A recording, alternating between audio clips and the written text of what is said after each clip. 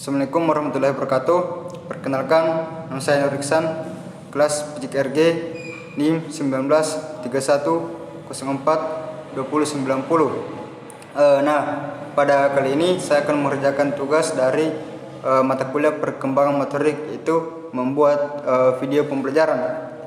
Nah, saya mengambil materi tentang kedudukan motorik pada murid taman kanak-kanak. Baik, pendidikan anak usia dini atau usia prasekolah adalah masa di mana anak belum memasuki pendidikan formal.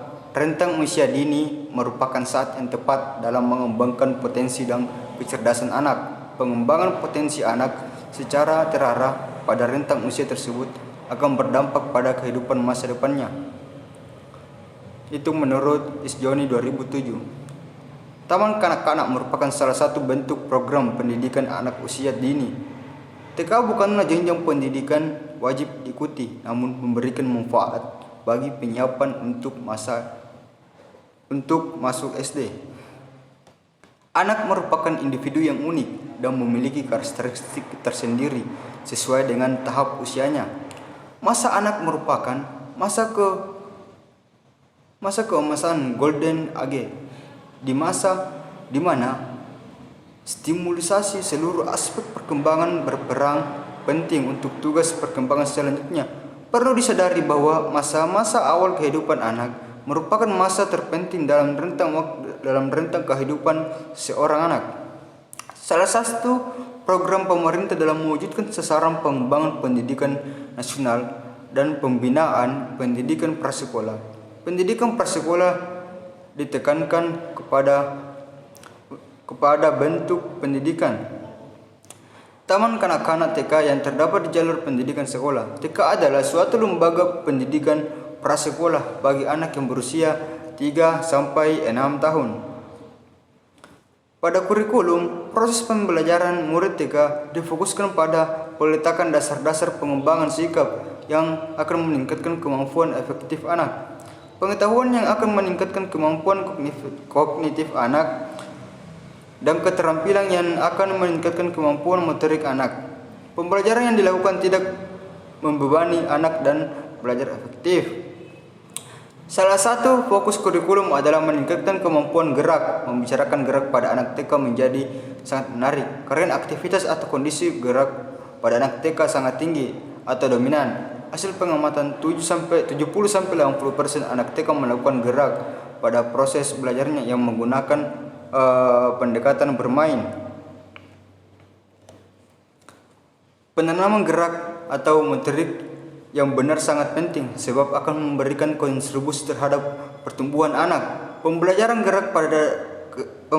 gerak dasar adalah pembelajaran melalui aktivitas jasmani yang melibatkan otot-otot besar. Pembelajaran gerak dasar bertujuan untuk meningkatkan potensi fisik anak sehingga dapat berguna bagi kegiatan anak sehari-hari.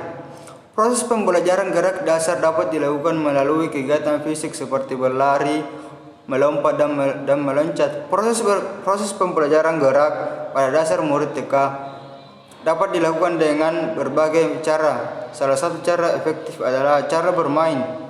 Bermain merupakan kegiatan yang paling disukai oleh anak-anak sebab dengan bermain, anak akan merasa rileks dan tidak terbebani. Bermain merupakan aktivitas yang menyenangkan dan merupakan kebutuhan instans anak-anak. Jenis bermain yang diperuntukkan bagi murid TK haruslah sesuai dengan kemampuan anak, memberikan edukasi dan merangsang perkembangan anak sesuai tahapan fisik. Pemberian kegiatan bermain yang tidak sesuai dengan kemampuan anak akan berdampak buruk bagi perkembangan anak, baik bagi fisik maupun mental. Permasalahan yang terjadi pada anak TK dipengaruhi berbagai faktor seperti kurang sarana prasarana sekolah, minimnya model pembelajaran gerak dasar murid yang diketahui gurunya, kurang bervariasi pola permainan gerak dasar, kurang mengertinya guru akan tahapan pembelajaran dasar, dan kurangnya antusias murid mengikuti kegiatan gerak dasar yang dilakukan. Model pembelajaran motorik di taman kanak-kanak. Pengertian yang pertama, pengertian model pembelajaran. Model adalah suatu bentuk atau cara dalam melakukan pendekatan yang dipakai untuk mewujudkan tujuan yang diharapkan. Dalam proses pembelajaran kegiatan atau ketetapan dalam memilih modul sangat menentukan hasil akhir dari proses kegiatan belajar mengajar tersebut dan juga akan dapat membuat mudah siswa dalam mencapai tujuan. Poin ketiga, berbagai macam model pembelajaran.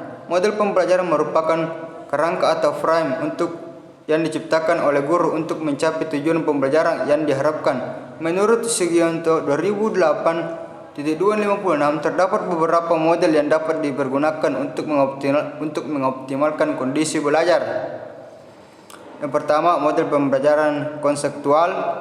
Yang kedua, model pembelajaran kooperatif. Yang ketiga, model pembelajaran kuantum. Yang keempat, model pembelajaran terpadu. Yang kelima, model pembelajaran terpadu. Yang keenam, model pembelajaran berbasis masalah.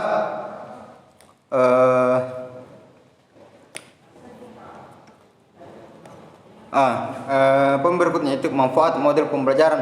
Pembelajaran merupakan proses interaksi pemberi materi dengan penerima materi. Pada proses pembelajaran terkadang terdapat kendala-kendala yang dihadapi baik berasal dari pembelajaran maupun berasal dari penerima materi. Dapat disimpulkan bahwa model pembelajaran memiliki manfaat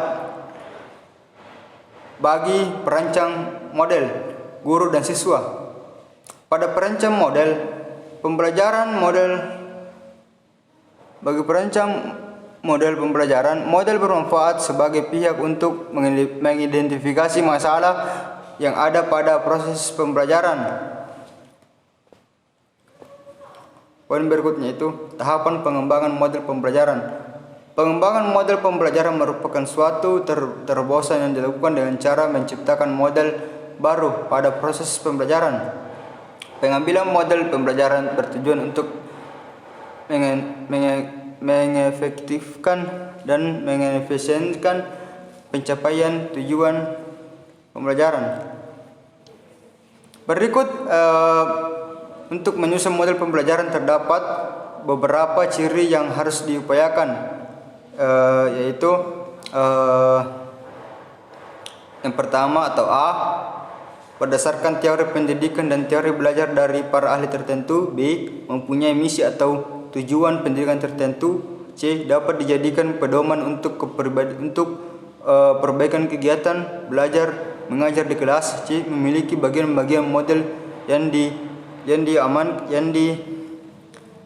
dinamakan langkah-langkah pembelajaran. E, memiliki dampak sebagai akibat terapan model pembelajaran. Dampak tersebut yang meliputi satu, dampak pembelajaran yaitu hasil belajar yang dapat diukur. Yang kedua, dampak pengiring yaitu hasil belajar jangka panjang. F, membuat persiapan mengajar, desain instruksional dengan pedoman model pembelajaran yang terpilih. Sekian dari saya. Jika ada kekurangan dari saya mohon dimaafkan karena saya juga manusia biasa. Sekali lagi, nama saya Nur Iksan, NIM 1931042090, kelas PJKRG. Wabillahi taufiq wal hidayah. Wassalamualaikum warahmatullahi wabarakatuh.